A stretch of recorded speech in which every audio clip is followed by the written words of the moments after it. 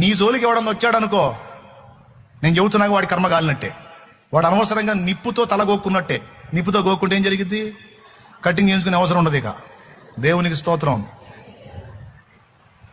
అట్లాగా దెబ్బతిని మారిన వాళ్ళు చాలా మంది ఉన్నారు.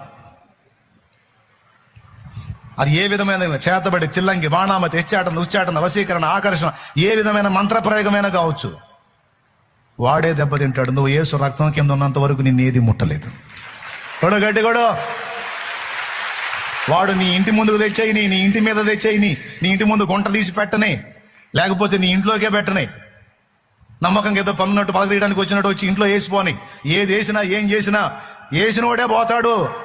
రెండు మారనన్నా మారతాడు, లేకపోతే మొత్తానికి బాగునన్నా పోతాడు. రెండే జరుగుతాయి. కన్ఫామ్. నువ్వు యేసు రక్తం కింద ఉన్నంత వరకు మాత్రం నిన్ను ఏది ఏమీ చేయలేదు. ఇది తిరుగులేదు.